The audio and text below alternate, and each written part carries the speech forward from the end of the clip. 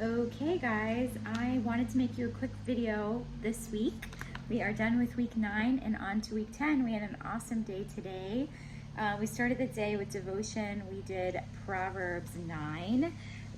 We really focused on a couple things. First, on just comparing wisdom and folly, which is really what the whole proverb is about, and how both are personified as a woman. So there's Lady Wisdom, and her path leads to life, and then Lady Folly, and her path is almost kind of like spooky and almost kind of reminded us of Halloween, and it leads to death.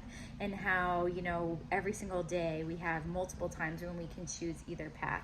So it was really neat comparison that Proverbs 9 really lends it to. And then Eli brought up the fear of the Lord and that famous verse.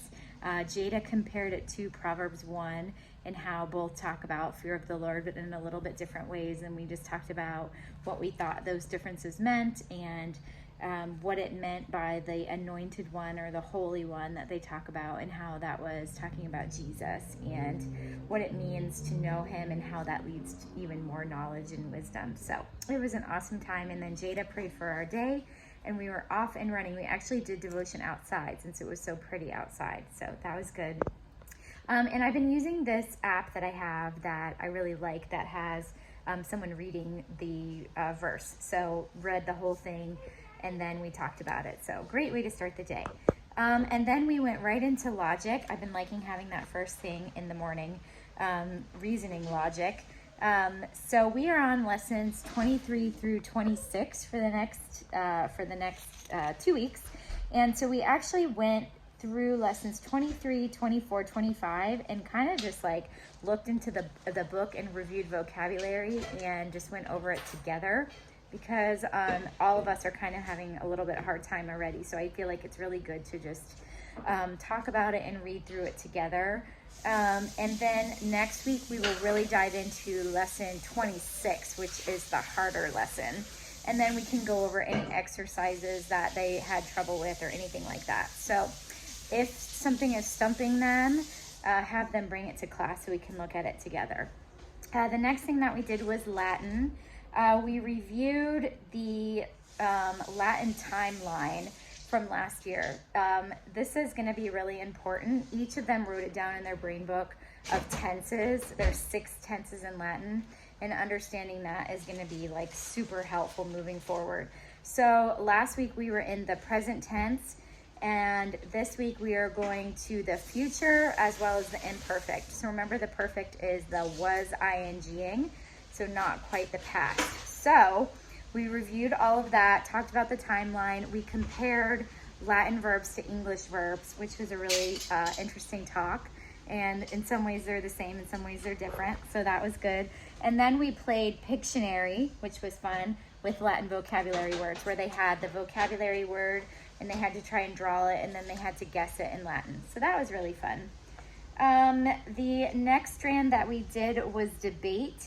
We had such a nice talk comparing. They really loved the 2 women this week, Fanny Crosby and Harriet Tubman, and they were both fascinating. It was good to talk about their lives and compare them and what made them so interesting to them. They shared with me what some of the things that stood out. And then we had our debate, and I sent the picture of the debate topic regarding the Fugitive Slave Act and whether Harriet Tubman should have obeyed that. So they were given teams, affirmative and negative, and then they actually spent probably a good half an hour preparing, but they were really into it and working the whole time. So I really let them just kind of go at it, because it's such good, just so many good skills at work there that, yeah, I let them have as much time as they wanted. And then we had lunch, and then we came back and they presented the debates. I did end up choosing the negative side, which had Eli, Jada, and Reese. And both sides did such a good job. I just thought they used the form a little bit better. I could really hear their thesis and then their 3 strong proofs. And then we talked about, they're so excited about mock trial, and I'm pretty excited too. So we talked about that and how all of this is preparation. It really is for being able to do mock trial. And they love debate.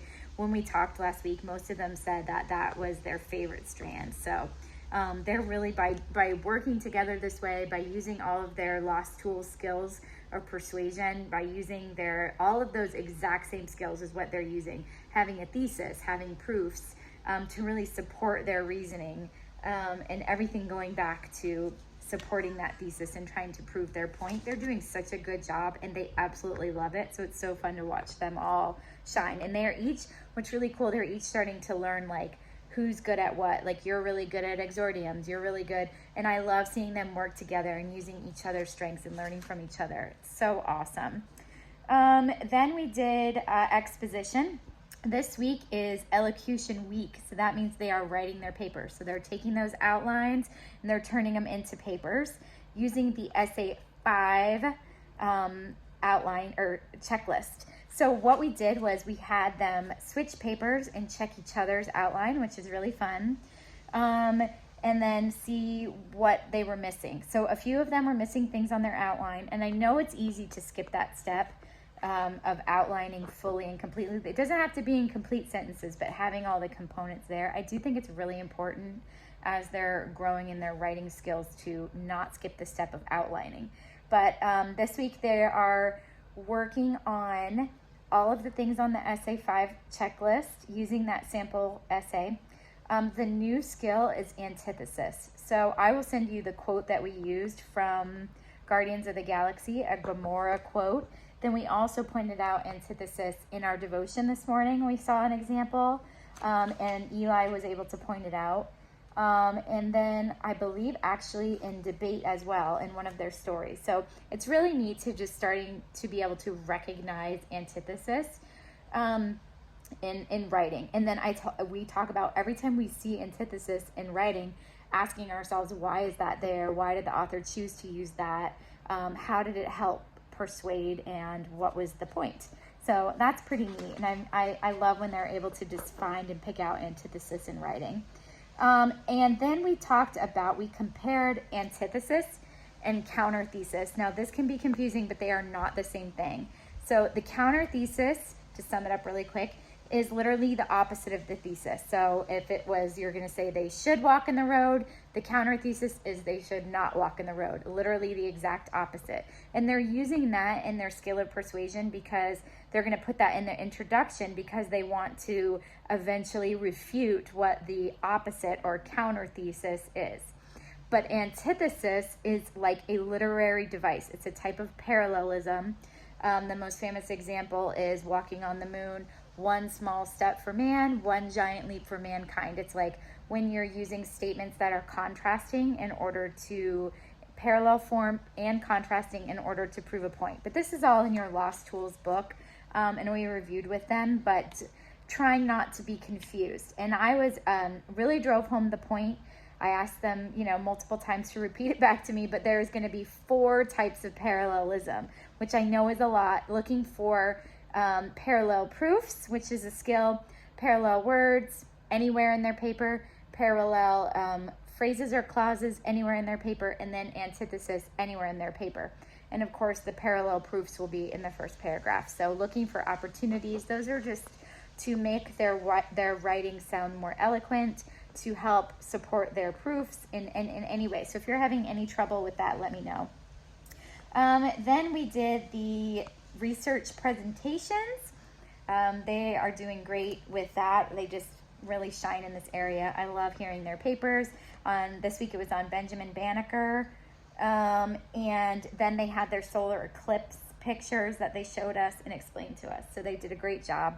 This week we are talking about William and Caroline Herschel. The assignment is in the back of the guide. I believe it's on page 156, but they're actually siblings, so kind of interesting. And they're writing a 5-paragraph essay about them. We ended the day with a logic or math riddle that I had brought that was a bust because it was incorrect. So, oops, sorry about that.